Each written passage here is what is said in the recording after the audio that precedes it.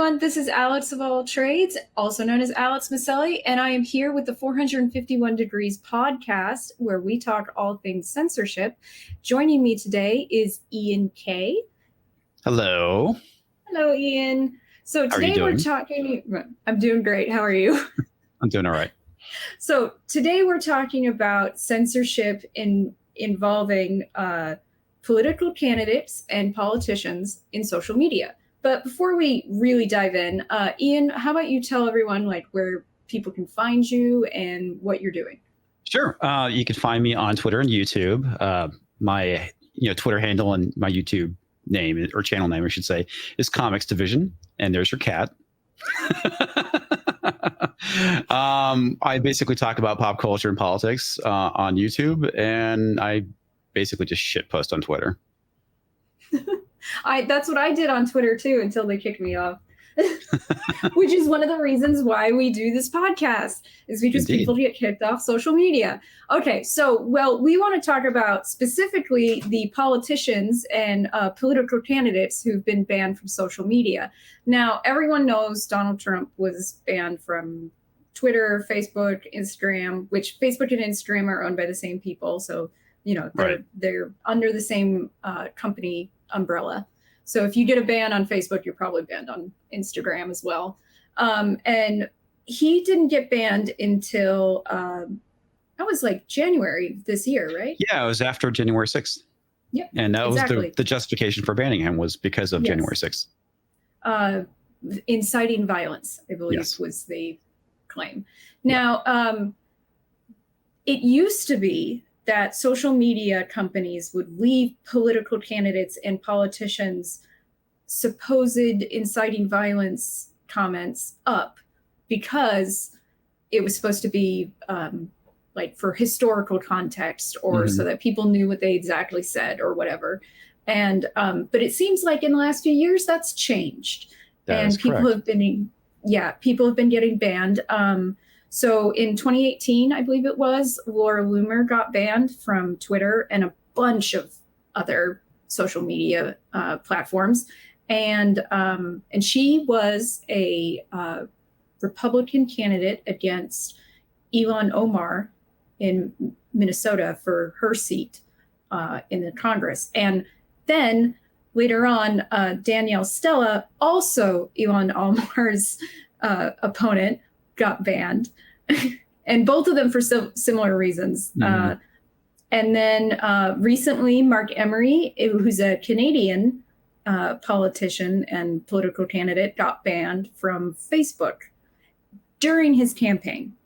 And he's going to be, it's not a permanent ban, but he's going to be banned for the entirety of the campaign season. How convenient.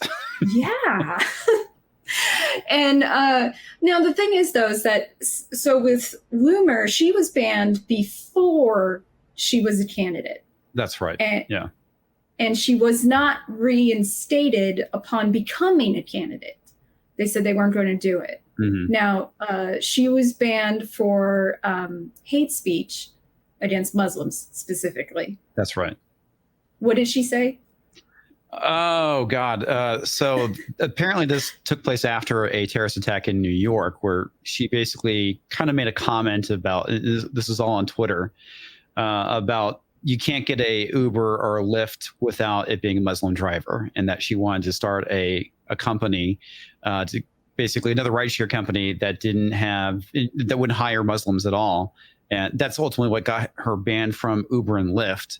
And I don't remember what she did to get booted off of Twitter, but I think it was something very similar. I think she was going after Ilhan Omar, I think is what it was. Yeah.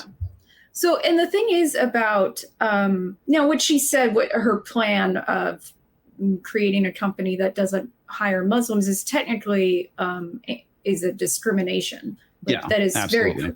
That is discrimination. And that itself is illegal, but stating that you want to do it is not illegal.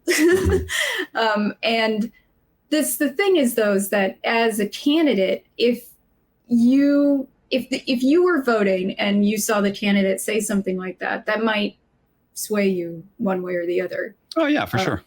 Yeah. Whether you agree with her or you disagree with her, it's going to change your vote. Now, the problem is that I see is that it's not so much that these people are getting banned and it's okay because they can reach their constituents or their possible voters from another source, so much as it is discoverability. Right. Because everyone's on social media. Mm-hmm.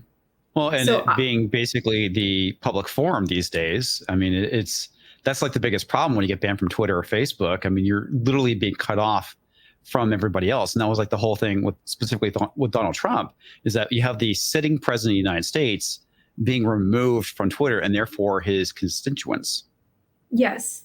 And so back in 2016, after that election, they kept going on about election interference as per social media and misinformation or whatever going through social media and swaying people's votes. And that was mostly the left crying about that, a lot. Oh, absolutely. And the problem is, though, taking out someone who's actually running from social media feels more like election interference than anything else. It absolutely is. I mean, if you look at what happened with Obama, I mean, he, used social media to basically get elected. And now that somebody from the other side of the aisle got elected that way, suddenly it's a problem. Yes. But it would be kind of like say that the internet didn't exist and we were still running off of talking on TVs. Mm-hmm. And say you had like all this election material, videos that you wanted to put out, but 3 of 4 major news stations or like local stations won't let you put your videos on their platform because they don't like you as a candidate. Yeah. It's very similar. It's like they're private. Absolutely. Yeah. They're private, but that is exactly what this is. And now I still claim, even they can maybe sneak this in there under there, but I don't trust it, that Donald Trump getting banned from Twitter and from Facebook and Instagram is not that big a deal because he was no longer running. There was no longer an election going on. Mm-hmm. But there was still the Georgia Senate race. And that's true. He still has influence over his constituents, even in Georgia. And, yeah, absolutely. And they clearly didn't want that influence in play. Yes. Yeah. And so I still feel like that is election interference, whether or not he's running. Like anyone of that kind of level being banned from social media it feels like election interference simply by cutting them off from everyone. Well, and it's apparent that he also wants to run again too. So they're kind of like building in a buffer, so to speak, by going ahead and finding an excuse to have him limited or removing him from social media. That can potentially work against him in 2024. Exactly. Now, this is causing a lot of new social media like competitors to pop up. Mm-hmm. Like Getter is actually Trump's response to being kicked off social media. And then there's Gab, there's Minds. Mm-hmm. The problem is, though, in videos, there's like Rumble and Odyssey. Now, the problem I see is that currently people aren't on those to the level that they are on Facebook and Twitter. Right, because they're so ingrained in everybody right now. I mean, we've been using YouTube and Twitter and Facebook for a number of years now. I mean, before Facebook was big, you had, I totally blank on it, MySpace. Yeah. Which ultimately did not keep up technology-wise and is still around, but for the most part failed as a platform. But it's a niche platform now. Yeah, exactly. And there's competition, but it's not getting the eyes that we would hope that they would get as to be true competitors, because Google has literally infested everything at this point. And for the most part, same thing with Facebook and Twitter. That it's very difficult to get people off those platforms because literally everybody's on them. So I think it probably would have been better off if there was competition earlier on rather than later in the game like we're seeing now. Yes, I agree with that. And I that doesn't mean don't support the new competition. Absolutely do support it. but it's not as effective as it could be, as it would have been like 10 years ago. And then the real problem, as I said, is discoverability. Like, so all of Donald Trump's followers will follow him to his new social media. Mm-hmm. Yeah. But there's no discoverability there for the vast majority of people who are on the traditional now platforms such as Facebook and Twitter. And especially when it comes to an election, that's a huge problem. Go ahead. Oh, I was gonna say part of what is going to make these platforms successful is that it's getting the normies on them. That's like one of the biggest problems with Rumble is that, it's very slanted one direction, and that's not going to make the platform grow. You need everybody on it, much like what we see with YouTube. And as silly as it sounds, I mean, you need like the cat videos and, the meme videos and how to fix your toilet, how do you repair your car videos. That's what's going to drive normies to these platforms. And that's when it's going to make them big and work right. And that's kind of the problem I see with Rumble. Odyssey, I think you kind of see more kind of like normie content on there, but it's just not growing as quickly as it should be. I think part of the reason why Odyssey is getting more normie content, as you put it, is partially because of their sync feature. Mm-hmm. So if you already had a certain amount of followers, a certain amount of videos on YouTube, you could sync your account and move. Like, I can't do it. I'm not big enough. But and I already have like 900 videos, so it'd be kind of like a pain to do it manually. Right. But yeah, like, you have a certain amount of subscribers, you have a certain amount of videos, you can move all your content in a syncing process that takes a certain amount of time, but it does it. And then, and I think that's a real, like, there's already a bunch of big normie accounts on YouTube that can easily do that. And I think that's part of the reason why Odyssey is more successful at doing it. Yeah, absolutely. I think one of the biggest problems, though, and I've not checked it recently, but I know that Rumble, it sued Google Alphabet because of the fact that if you search Google, which most people use Google as their search, for, like, if you typed in something like cute animal videos on Rumble, it would give you YouTube results. And they're sorry, like, dogs are barking. It's okay. We already had my cat up here, so. But yeah, so they're suing them, or they were suing them because of that. What is that called? When the problem is that there's a lot of this. Like, Parler got shut down which is a anti-competitive practices, I would think. Anti-competitive practices. Yeah.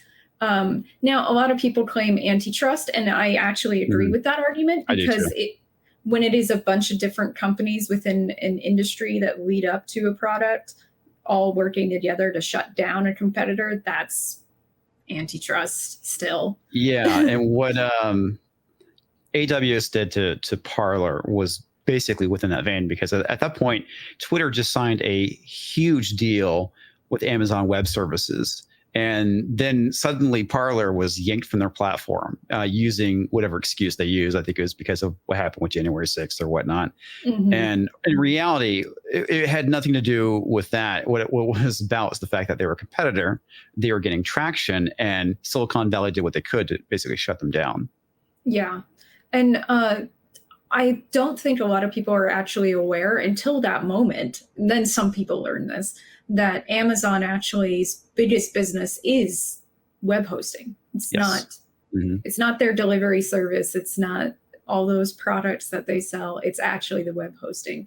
And they own a huge chunk of that market. They do. Like, way too much. Yeah. And it used to be that companies were broken up at like 20% of the market share, sometimes. And now that's not happening. People are reaching like 70% of the market share with their company, and no one's doing anything. And we're seeing the fallout from that in some of this. And some people argue, well, antitrust is probably not the answer. And some people want stuff like this, like social media, to become part of the state, a public works kind of program. And really, it's I don't know that public works would be the right answer, because we're talking about something that goes beyond a single state. And that's actually part of the problem, is that these are global products.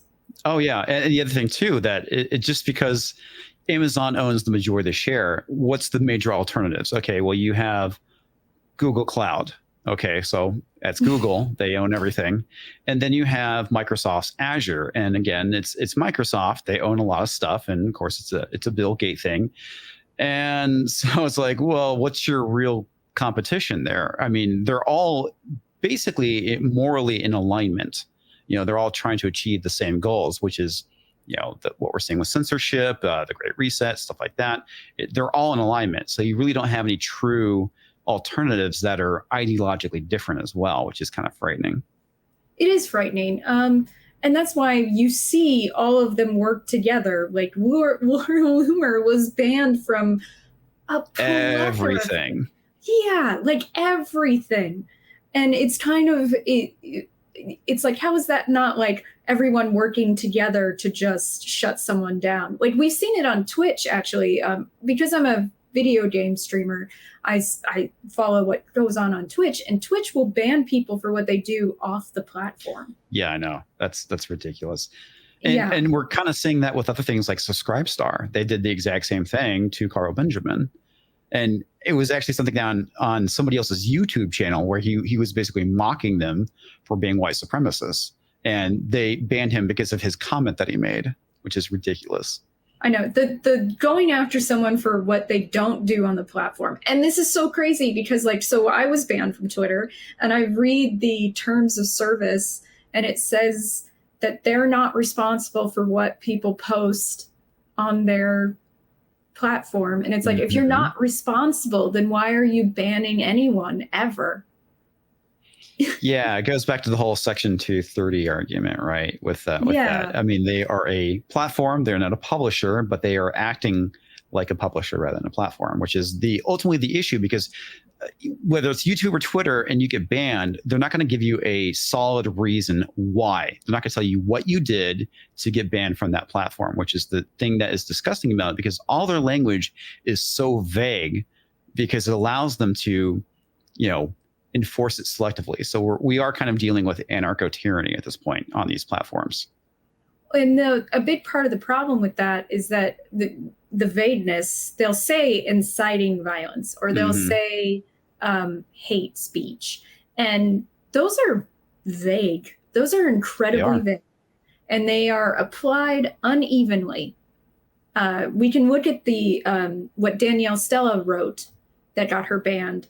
She said, and I'm going to change a couple of words, if person A committed treason, they should be tried and then face the consequences. And what's the consequence for treason? and that was inciting violence. There's nothing in that statement that says go hurt this person. Right. In fact, it's law and order. Yeah, no, absolutely. But the funny thing is, you can have people on the left saying something just as violent, and they typically don't get banned. And of course, they'll, we've seen this on YouTube as well, where they go in a video game, they have their, escape word, plausible deniability. I wasn't saying really hurt them. I was just saying in a video game. Or when they say the word fight, they mean the metaphorical term, but when this person uses the word fight, they mean literally. And it's like, when do you get to decide what is metaphorical and what is literal? I mean, that's how they got Alex Jones. Exactly. Yeah.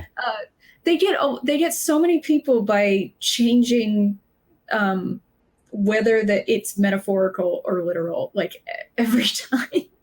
And to me, it's just so crazy because it's like, it's obvious. They say they try to claim it's not obvious that it's falling along these political lines. But if you look at, we found it today, this one website that covers when people are banned from, when politicians, you already have to be an elected official, you cannot be a candidate, or work for a candidate or a elected official. That's very specific, which means it's not as in depth as it could be, but they go over the 5 people who were the 5 instances where someone was a sitting politician. It's ballotpedia.org.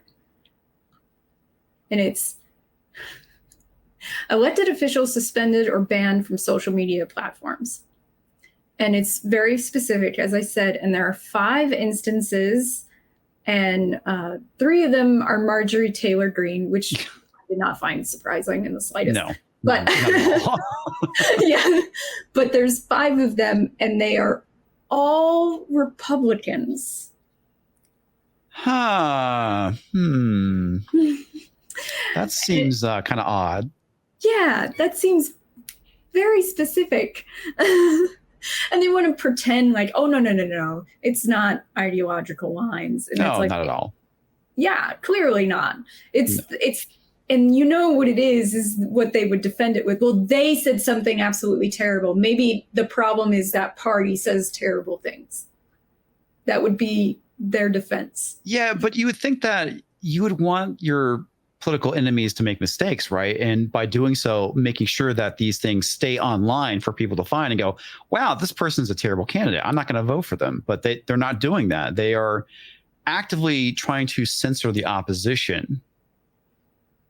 Yeah, I would say that, give them the rope to hang themselves with. I agree, yeah. And whether or not someone agrees with them, if people don't agree with them, then they won't vote for them. But in 2016, they gave Trump so much exposure, and a lot of them thought there was no way in hell that he would ever get elected. The fallout that night and the next day was intense. Yes. Of the shock, the absolute shock that these people experienced. And they thought, no way would it ever happen. But he's fun to watch. He's fun to show. Look at how horrible he is. Mm-hmm. But he won. And I've noticed that most of these bans, most of these suspensions came after 2016. Oh, absolutely. Yeah. Because that's the day that the world changed, so to speak, because it wasn't somebody who was a member of the Republican Party or the Democratic Party. As much as Trump ran as a Republican, I mean, he was definitely an outsider. So this is somebody that came from outside the system and managed to invade it in some form or fashion by getting into the Republican Party. And so, yeah, I mean, it's like they lost control, and they spent the last 4 years trying to wrestle that control back, which is why we're getting so much censorship, why we're getting politicians banned, why we're getting people just talking about things, why you can't say certain things about the coof on YouTube, because you might, say something that the establishment doesn't like and therefore ban, consult your doctor. There's so many things we're not allowed to talk about anymore. Yeah. And for those of us who are free speech absolutists, we don't consider censorship to be just an issue if the government is telling us not to do it. Especially once some of these companies are bigger than governments and have they're more powerful than governments. Yes. Twitter just proved that this year with the banning of the sitting president off of Twitter. Mm-hmm. They've proven that they're bigger than the government and any government, because Facebook banned an entire Australian news for a while, I believe, because they didn't like the deal. Or it was because of something Australian news said about our president, one of the two. And so that's the thing. They're bigger than the government now, which is why we're getting a bunch of states trying to pass bills about preventing censorship. Because how do you address this if all the institutions are okay with it? They're okay with these giant companies, these global companies, basically taking the place of government and censoring people.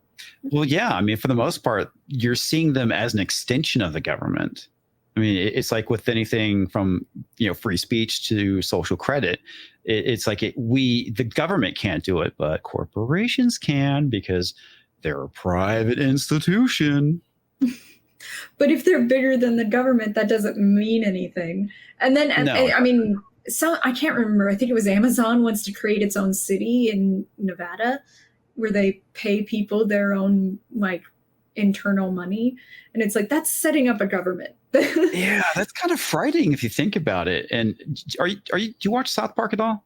It's been years. Okay, well, they actually had this one thing where they were making fun of Bezos, and Bezos was basically calling everybody worker consumers. And it's like they are literally trying to do that. They're trying to build the society of worker consumers. Yes. And that should scare you. It should. It absolutely should, because we saw before the whole company store idea. You get paid in the company bucks and you pay everything in the company store, and you will never dig out of the hole of everything you owe to the company. That's not something that people made up for fiction. That happened to people. Yes, it did. And we don't want that to happen again and just have a pretty bow on it with tech. Yeah. Well, that's what they're trying to do. They're trying to create a new peasant class. If we are not careful, we're going to be the new serfs. We're going to be poor Russian serfs that are basically serving our corporate overlords, and which basically control everything, including the government. Yes. What you should want from your government and from your companies is for them to be fighting each other, not in accordance. Because if they're in accordance, they're probably in accordance against you, the individual. Oh, yeah, for sure. But if they're fighting each other, well, then they're not fighting you. Yeah, they're not focusing on the little guy at this point. Yeah, you can sneak by, but you're not sneaking by if they're working together. Then it's two packs of wolves just coming at you, and this is not good. And a lot of people are like, I'm okay with it because they're going after the things that I don't like to hear. Now, here's the problem with that, and it's something I keep saying to people. Only affords the people on your side those powers you would be okay with your opponent wielding. Exactly, because that's the thing that a lot of these people don't understand is that eventually this will be used as a weapon against you, whether it's coming from your own side or from the other side. It will be used against you at some point. And I don't understand why people don't understand that. It's crazy to me. Part of it is this crazy optimism that all of humanity is like good-natured. And to some extent, that's true. But it's also true. The potential for corruption is also there. I mean, they're balanced. So you can't, it's like trust but verify. And that's not what people are doing. They're just trusting. Yeah, that's very dangerous thing. Yes, and you cannot be that trusting. That's how you get scammed. Well, scammed, and it's also how you lose your rights as an individual, right? It's like it's always done for what seems like justifiable, nice reasons. We're trying to stop terrorism. We're trying to stop, bad things happening to people. We're trying to stop racism. All these good intentioned ideas that are, on the surface, they seem like they're great. But in reality, it's a lot more insidious because it's chipping away at the stone, which is our human rights. And unfortunately, there's a lot of suckers out there that buy it hook, line, and sinker. And by the time they realize it, it's going to be too late. And that's the thing, too, is that we have so many historical examples of people going, it's not that big a deal, like, yet. And it's like, well, it will be. and we see it borne out time and time again. And I think to some extent, that's why people are against others learning history. Yes. Because it makes you forewarned. You cannot trust. You have to verify. And you cannot allow them to chip away at your rights. And you do learn that from history, and knowing your history is kind of important at this point. But even like something like Wikipedia is going to edit, like, oh my gosh, trying to look up things like misandry on Wikipedia is like impossible. Look up actually Laura Loomer and the phrasing they put around her. and it's the most negative light, far right, calling her, anti-Muslim. I don't know if she is or not, because they literally censored everything that she said. So it's like, take our word for it, which is, again, bad. And that's what they want. They want people to take their word for it without actually going and verifying it. I mean, there was this one thing, I don't remember who the person was, but they did this thing talking about sometimes you don't need to present the other side of the argument because, it's absurd. Well, it's like, if it's absurd, you should be able to debunk the other side of the argument very quickly. I don't care whether you're debunking flat Earth or whatever, or anti climate change people or whatnot. You got to have these conversations, because if you don't, it looks like you are hiding something, which they probably are, because they don't want the other side of the argument to be out there. They want consensus, and that is such a dangerous thing, because if your ideas are bad, how do you know if you don't hear the other side of the argument? Exactly. And this is especially, it's bad when it comes to politics and social movements, but it's absolutely destructive when it comes to science. Oh, yeah. Like, that is where you're getting into lives lost. When you are doing it about science. Science has never been about consensus, ever. I cannot tell you how many times I've read dissenting opinions. They're all dissenting opinions. No one is like, these people agree with each other and those people don't agree with them. And then there's these people with their crazy idea. There's no such thing as everyone's in agreement when it comes to science. So it's really, really dangerous in that regard. And it's actually really important, because if you look at scientific discovery throughout history in any field, you will see that sometimes the dissenting opinion, which scientists can be very cruel, and yes, they can, and can have extreme, like, disinformation campaigns against each other's characters. I've seen that. It's absolutely happened. A good example of this is the guy that basically said lead is bad. I can't remember his name, but he's the one who discovered that putting lead in paint, gasoline, literally everything was bad. And he was the sole dissenting voice. And it turns out he was right. And it's like you need people like this to dissent. And they tried destroying his career.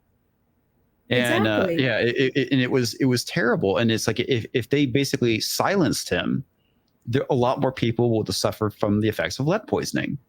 Yeah, I mean, lead took up, like, I think it was 70% of the gasoline additive. Yeah. So that was insane, and that was for decades, and that was incredibly bad for the environment, for human beings. It was just terrible, but it was cheap, so who cares? Yeah. And that's the problem, is that so much of the time, you do have to look to where, even in science, where the money is going.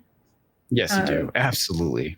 If you're not paying attention to that, like, oh, this one study says that this diet is bad for you, and then you look at who's funding it, and it's someone who's running an counter diet fad program or whatever. Like, that happens. And if you look at the science behind, this one's intense. The war on fat in the US by the sugar industry. Oh, yeah. That one's huge. and it's like, we know better now that sugar's so bad for you. But we're still dealing with the fallout of people thinking fat is worse than sugar. That's still going on, even though it's come out that happened. We're still dealing with it. And it's terrible. People are dying, and you cannot just blindly trust. No. And it's the fact that science at this point in time, and this is so bizarre to me, is bought and paid for. That's so frightening. It is frightening. I saw a scientist talk about that. He did a TED talk about it. He was a Nobel Prize winner, too. He said that the industrialization of science was probably one of the worst things for science. Because it created this essentially bought and paid for science. So bought and paid for discoveries and studies, so that it's not people who love science, who love discovery, going after new ideas and new horizons. It's people being paid to find what the company wants them to find. Absolutely. I mean, look, a perfect example of this is what happened with the tobacco industry. Medical doctors say that smoking is good for your health. And we all know now that it's actually bad, very, very bad. I actually brought that up today on some post. Someone said something about trust the science. And I'm like, this is like trusting the studies from the Tobacco Studies Institute. Yeah. Well, you might as well be saying trust the Bible at this point, right? Because that's what it's turning into is religion. Don't question the new religion, which is science. And, you know, I have a bit of a scientific background. You know, science is a good thing. It has, you know, done a lot for us as a species, but we're getting to the point where it's no longer science. It's merely just another form of propaganda. And Rand Paul, who is a doctor, got banned off of temporary off of YouTube for just discussing, I think it was mass. Yeah. Oh, yeah. Which the funny thing is that I have these the blue masks downstairs. I bought them like a year ago now, and it says on it, does not protect you from, you know, the thing, the biggest scary thing. And I was like, it literally says it on there. But he was talking about cloth masks specifically when he got banned, and this is his second strike, which means if he gets another one, he's off YouTube permanently. And it's like he's a doctor. And I've known many doctors read studies. Like, not every doctor does read studies, but a lot of them do, because they find it's very important to keep up with new information. And so I think to some extent people are like, oh, he's just a politician. And it's like, he's not just a politician. He's also a doctor. He keeps his medical license up. And there's a reason for that, because he values his skills as a doctor and the information he's gained over time from that. You don't like, if you didn't value it anymore, you would lose your license. You wouldn't re-up it. And so to me, it's like, obviously he cares. And there's a lot going on right now about medical freedom. What does that mean? And some politicians are fighting about it, obviously. And some of them are, as we said, they're being banned. They're not allowed to talk about what they think. Like Mark Emery was kicked off of Facebook because of things he said about the big scary thing. And it's like, why aren't you, anyone should be allowed to talk about it. It doesn't matter. Like, even if you aren't a doctor like Rand Paul, you should be able to talk about it. Because the internet does exist and we can read studies. I read studies. I know how to read them too. Yeah. And it's all this is so bizarre, because it's like, if somebody has a bad take and they're legit wrong, it should be easy to counter that take. But it's making it harder and harder, because I want to know if somebody's saying something dumb, I want to be able to see it, especially if it's coming from a political candidate. Yes. And it's just, like I said, it's control the narrative. I know that you mentioned another reason why the censorship is happening. It's not just controlling the narrative. What is it that you said? We were talking offline. Yeah. Yeah, we were talking about this earlier. I said it was because Trump scared them when he won in 2016. Oh, yeah. That's right. Which I did mention already. But I want to see the dumb thing. If it is dumb, judge for myself. I used to teach English composition at a university. I know how to rhetorically analyze an argument, which is why I get really frustrated when I see people use ad hominems. Just crazy, you know, and that's what's mostly going on when they kick someone off of social media. They go, Laura Loomer is a right-wing, you know, conspiracy theorist. And I'm like, that's kind of an ad hominem. Like, you haven't proven that to me. You just stated it. And I don't know if that's true. Well, it's framing, right? That's how they're trying to frame a lot of these arguments.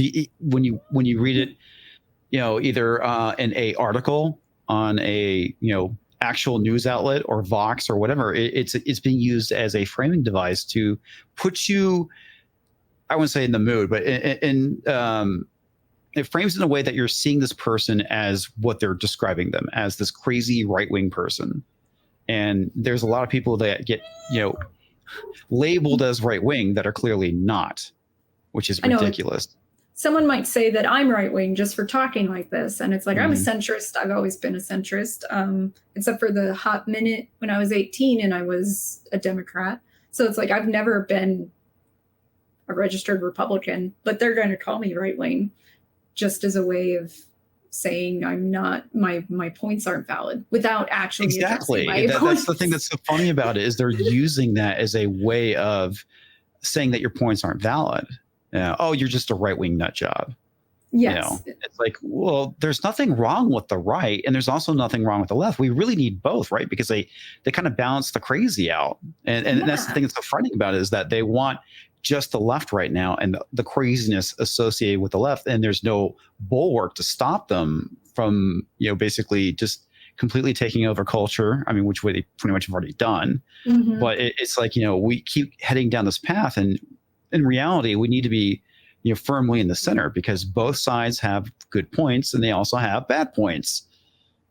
Well, and then also I've seen the same kind of attacks against centrists. If someone says they're centrist, they say, oh, you both sides every issue, including genocide. Yeah. I mean, And it's like, no, I don't. Genocide is wrong. Yeah, that's the thing they don't understand, is the fact that you lean left on certain opinions and you lean right on on others, not just, well, can we just kill a few Jews? That's basically how they frame what a centrist would look like. It's like, no, that's not. That is not at all. Would say in answer to the Nazis. No, that's not at all. Absolutely not. Centrists feel strongly about issues. They just don't feel all the same ways as the right or the left about all those issues. And that's the thing, though. It's like, we're not wishy-washy. No.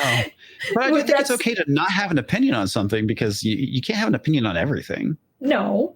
And yeah, you can take the time to research it. But that's the problem, is that they want to shut that down, too. Just take what we tell you is the right opinion. Trust us. Yes, trust us. We've shut down every propaganda.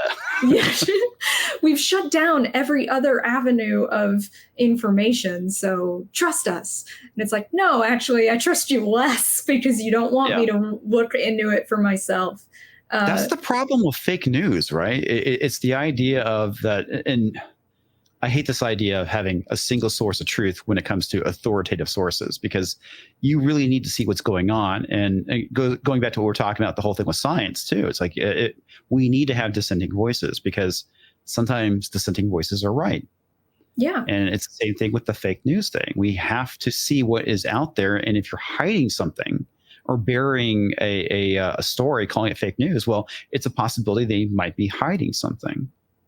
I know this was quite a few years ago, but it was one of the first time I never trusted the news, to be honest with you. That was never like a thing with me. I was like, it's rhetoric. They can control it, manipulate it how they want to. But it was such a big moment, though, is the Covington. I watched the whole video. I did too. And I was like, this is really hard to watch, like listening to that one group of incredibly racist people throughout the video. But I was like, I did it. And that's the thing, though, is that I think I'm a very busy person. I have so many, like, everyone always laughs about me, all the different plates I have spinning. And I still took the time to do it. And I usually do that. Like last year in February, I mentioned the fact that I haven't done my research yet about which candidate I'm going to vote for president. And someone said, haven't you been watching the news?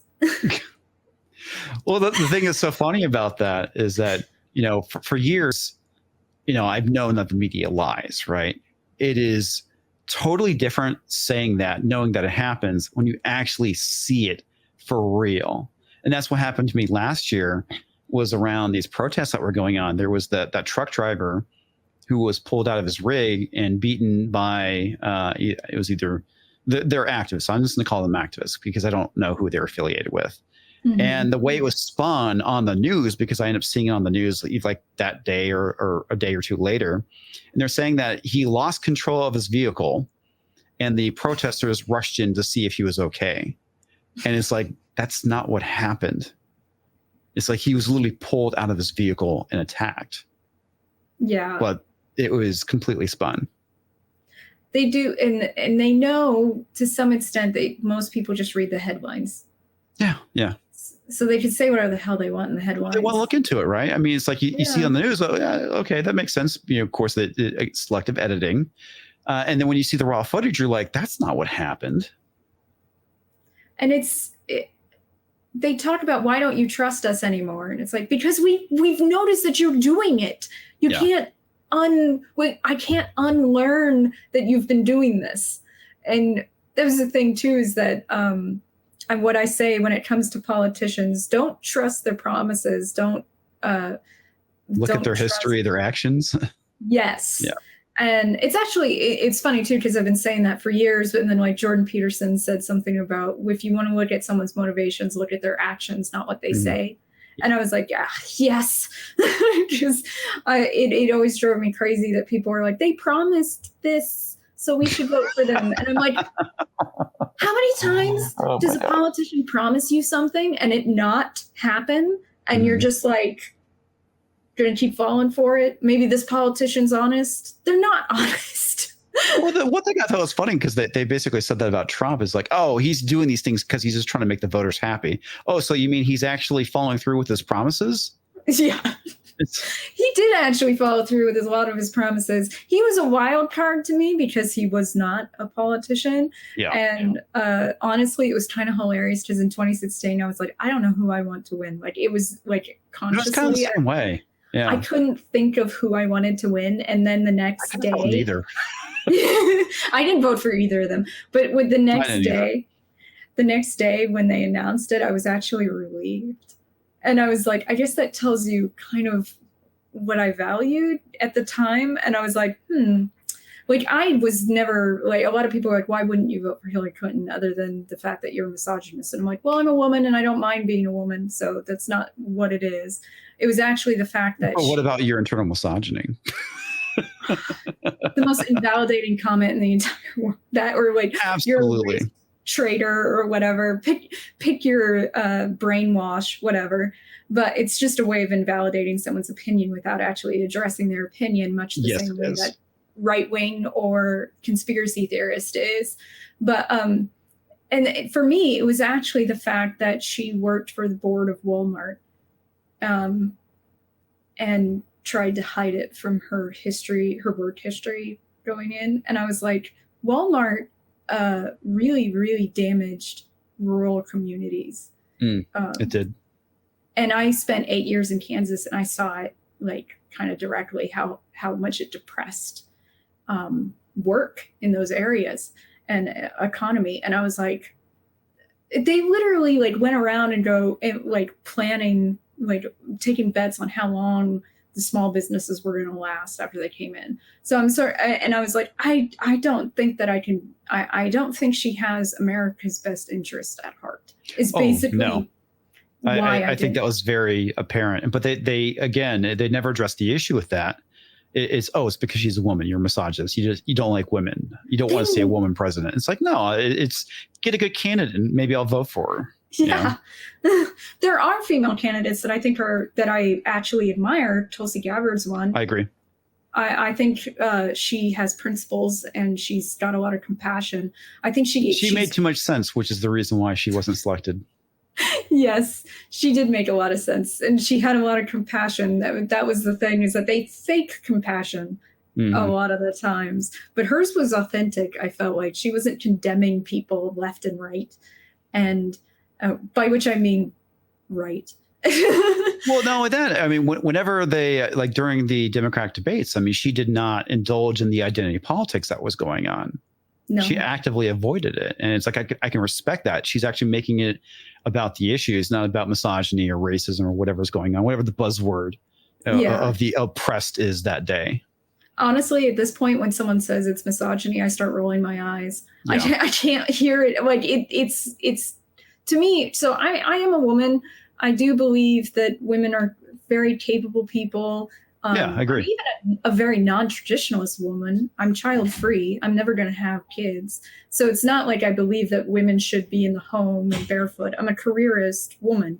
But women should have the right to be stay-at-home moms if they want to go to the traditional route without people telling them that they're,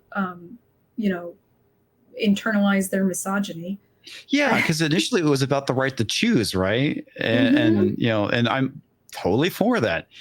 And then suddenly it's like, well, you shouldn't be a mom. You shouldn't be a stay-at-home mother. It's like, I thought it was about the right to choose. I have literally seen them say that choice feminism is wrong.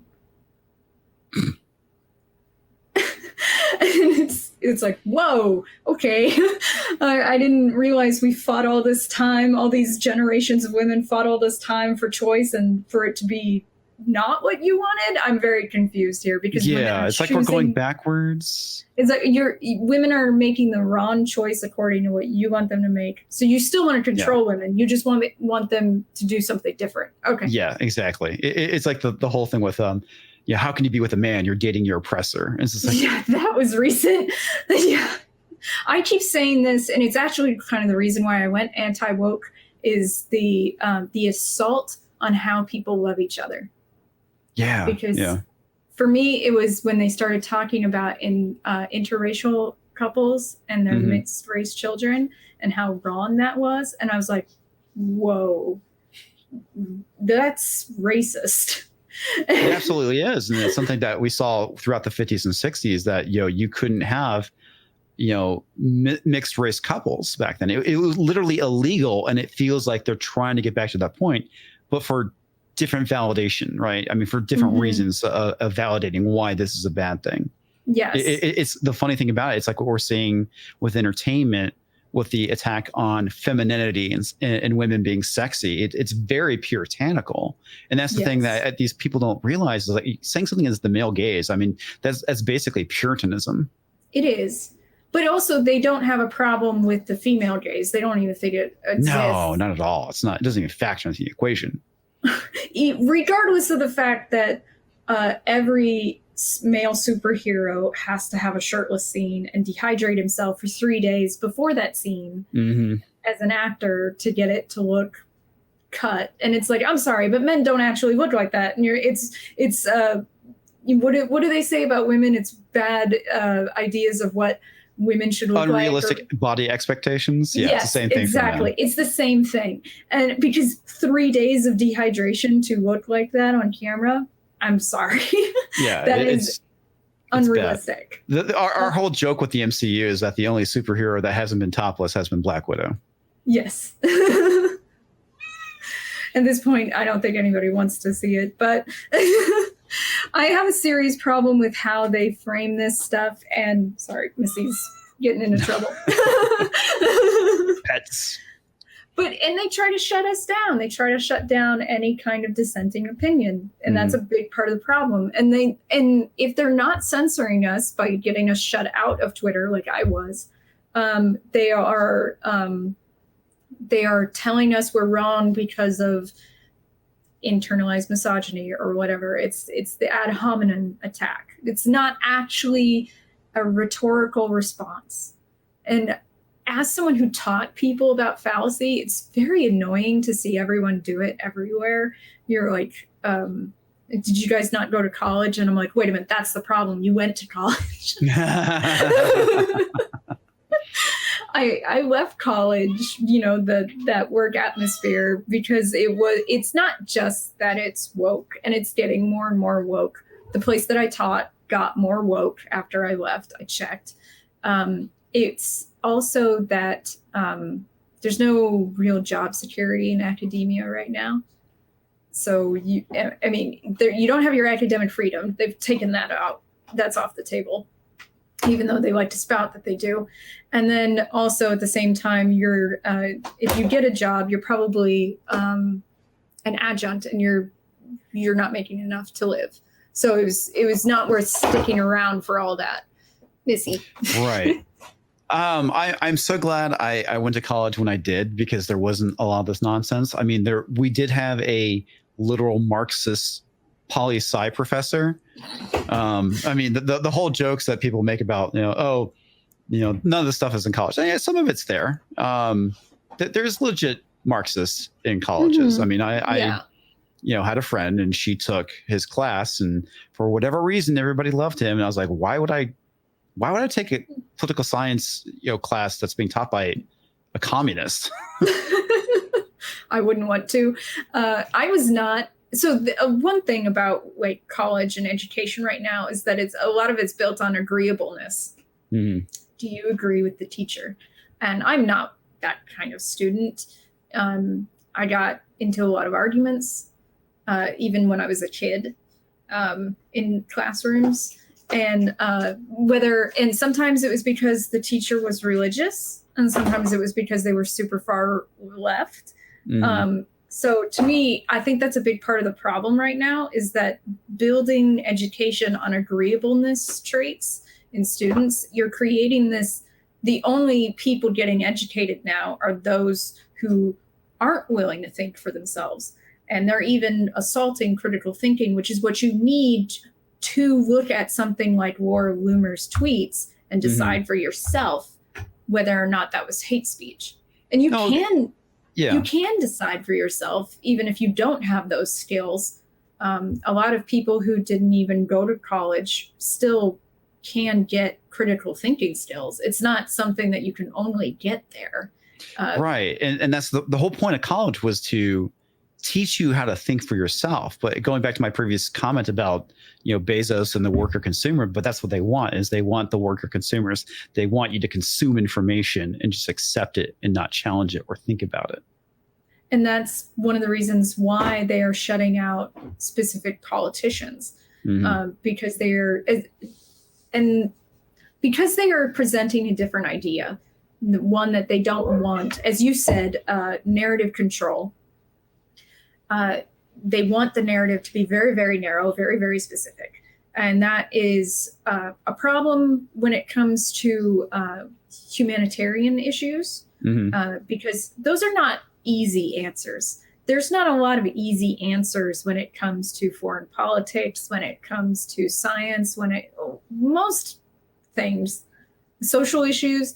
There's no such thing as a really easy answer. No, so it never is. No. So when someone tries to tell you that it's an easy answer, all you have to do is follow these rhetorical steps, they're lying, because that's just oversimplifying everything. It has to. Yeah. And they do that a lot, specifically with the race issue. I mean, one thing is I was covering an article last night talking about air conditioning, and they're talking about the racist history of air conditioning. It's like, are you kidding me? It's like you are oversimplifying an issue. It's like there's probably things that most people don't know, which led to these disparities to begin with. But all they have to do is paint it with a fresh coat of racism, and obviously we shouldn't be doing these things or having these things because of racial inequities. Well, and then I heard one, air conditioning is sexist against women. Yeah, that was the old one. It was before I got the racist coat of paint. It had the sexist coat of paint because of the biological differences between men and women, and the fact that now biological differences between men and women are no, don't talk about those. Yeah. That's one thing. It's like, I wonder what kids are being taught these days, because I remember being taught sexual dimorphism in biology. That used to be a thing, and it seems like it's not a thing anymore. Or at least that's being taught. It's still actually a thing. Yes, that's true. It's reality. It's just not being taught as reality. I even though I don't have kids and I'll never have kids, I have a very vested interest in education, having been an educator for one thing. And also, 20 years from now, I'm still going to be in the workforce, and these people are going to be in the workforce too.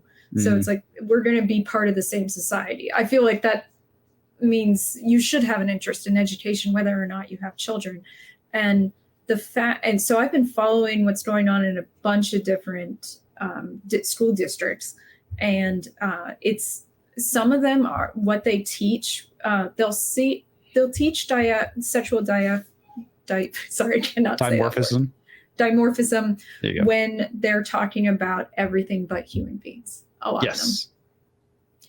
They're like, these creatures, these animals they have male and female, but not human beings. That's not true. It is literally denying science. That's the thing that disgusts me about all this, is like there are innate differences between males and females of every species, including human beings. And to say that there are not when it comes to humans is like you are legitimately denying science. And that's the thing that I always like to attack the right with, is being anti-science. But the left has become very anti-science over the last decade, I would say. But they're selling themselves as being pro-science by redefining what it means to be pro-science. Yes. That's essentially what they've done. They've reframed it. And that's dangerous. I mean, there's nothing more dangerous than distorting what science is, honestly. I was talking to a friend about this the other day, that it took quite a long time for women to be part of clinical trials for drugs and stuff, because they didn't want the high rate of hormonal fluctuation that women have. But then they were going to prescribe these drugs and these treatments to women. Yeah. So then finally they started letting women in, because they realized, well, we could be creating problems that we're not even noticing. And that was, so finally they started doing studies, and sometimes studies that were very more focused on women's issues. Like women's reproductive issues are completely weird and different when you compare them to men. Like it's a completely different thing, and it affects way more systems. Like like why do women have such a high rate of IBS or stuff like that? Like what is going on there? And it could be that men just aren't reporting it and getting diagnosed. That is possible. But there's the problem with us suddenly deciding that men and women don't exist as separate biological, sets, is that now, just when we were getting into studies, we're now redefining what it means to be a woman. Yes. Which again is being anti-science. Yes. It's like, and I don't want to, cover the trans issue or whatnot, but the idea of saying that, trans women are women is, again, a disservice to science, because it's like, if you are a trans woman, you are still biologically male, and therefore there are still, genetic or diseases that affect you differently than a biological female. So it's like, you can't pretend that, they're one and the same, because they are biologically different. And that is, if you go in and don't report that you're trans and you're being diagnosed with something, it could be misdiagnosed because doctor's not aware of you being biologically male or female or whatever. That actually did happen. A trans woman went in and didn't tell them. A trans man went in and didn't tell them that he was biologically female, and he had an ectopic pregnancy. Yeah. Like, that's serious. No, it absolutely. Yeah, that's exactly what I'm talking about. Yeah, it's dangerous. That's the problem, is that it's by having them focus so much on validation of what people want to feel, they're forgetting about the fact that reality will come and bite them in the butt. Yes. And in some of those cases, that means death. Yes. Trans health is a very specific area that needs openness. It needs the science to treat these people correctly. It has to have the science and the openness. Otherwise, they will get hurt. Yeah. And so I actually find it kind of heartless because it feels like brainwashing at this point to endanger these people's lives. It is, because just like your example, it's a prime example I'm talking about of a misdiagnosis or not giving your doctor the correct information. That, I mean, it's terrible, and as you pointed out too, it's going to cost a lot of people their lives for the delusion of acceptance. Yeah, and the thing is, though, is that acceptance doesn't have to include ignoring reality. Exactly. Yeah. Like, everyone, most people accept Buck Angel for who he is. while acknowledging the reality that he is a trans man. Like, Yes. there's nothing about that doesn't, I think he's an awesome human being. Yeah. He's amazing. And I accept the fact that he's trans. That's who he is. Exactly. I mean, that's part of accepting people for who they are, right? It's like, you can't deny the fact that, he is a trans man. That is the reality of the situation. And I know, I feel like Green, where we said that she got 3 different bans. And I imagine it's probably for trans stuff, because she really likes to focus on that. But like, she was the one who posted the plaque, I think, across from her office that said there are only 2 genders.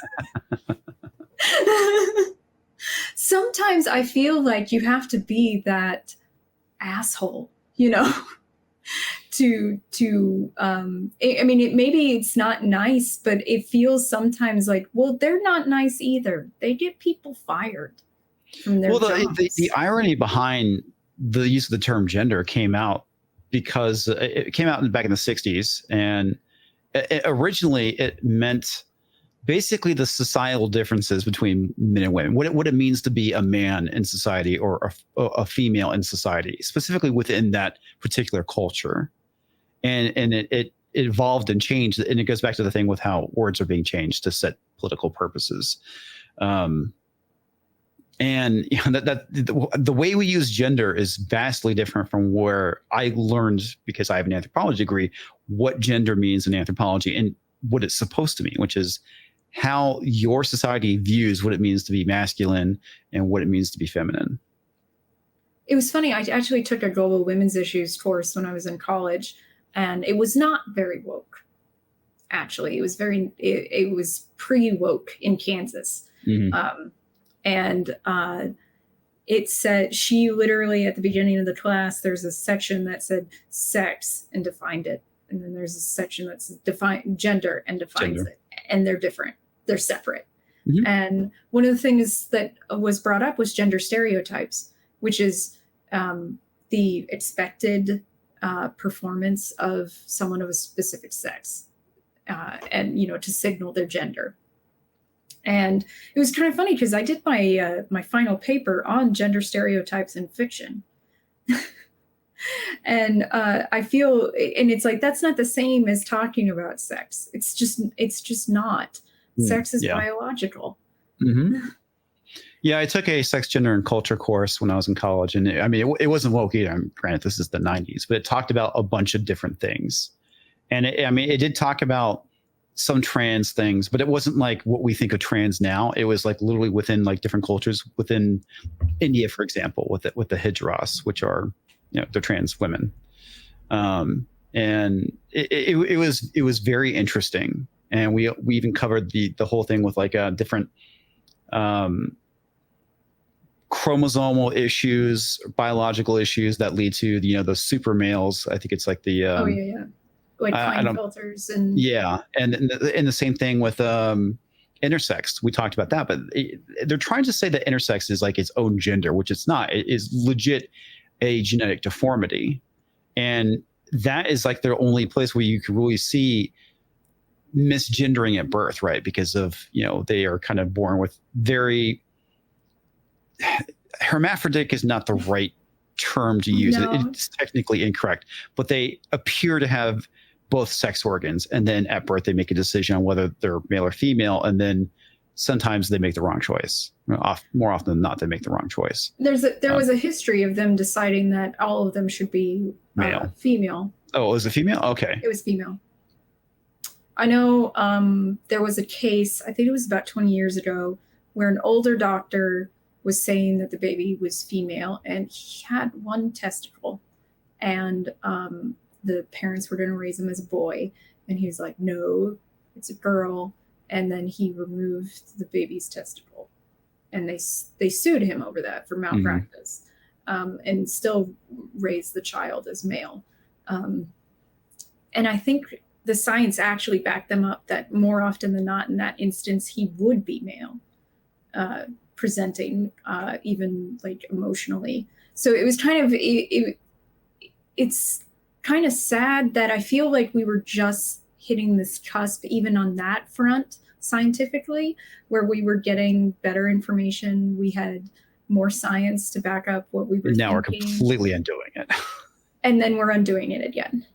And politicized science is just the worst.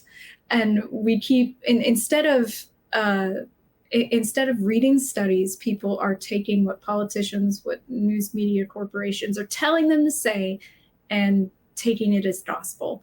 And it's like, it's not gospel, it's science. Yeah. Yeah.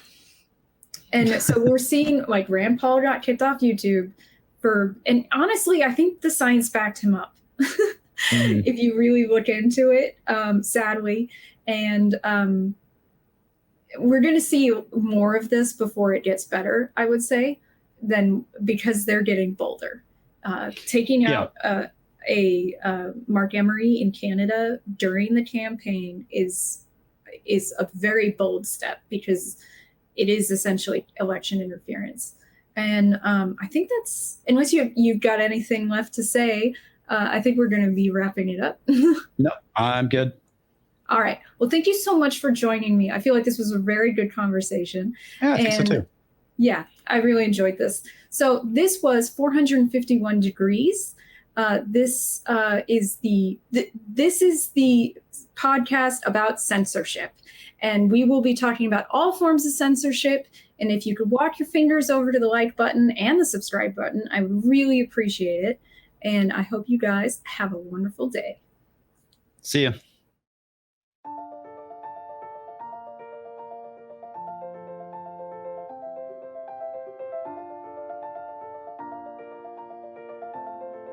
Thanks for watching. If you're new to the channel, we have a deep content library that includes interviews with everyone from Mike Cernovich to Megan Murphy, so go check it out.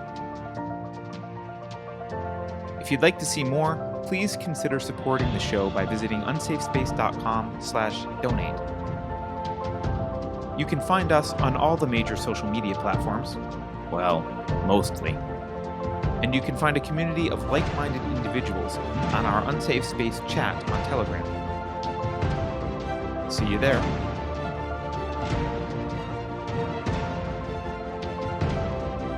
Warning. This is an unsafe space. Dangerous ideas have been detected. The content of this production has not been authorized by the Cathedral. The following co-conspirators have been unpersoned and may be subject to federal entrapment. Research shows that wearing a mask significantly reduces the risk of becoming infected with independent thought. The next war will be nothing like Afghanistan. I promise. If you think about it, no one should be allowed to express opinions. But don't. Think about it, I mean. That's not your job. Thinking has been scientifically proven to be less efficient than compliance. Science, scientific, and scientifically are registered trademarks of the World Economic Forum. Unauthorized use is prohibited. Computer voice courtesy. Never mind, that last line is fake news. Please disregard it and return to your safe space immediately. There will be cake.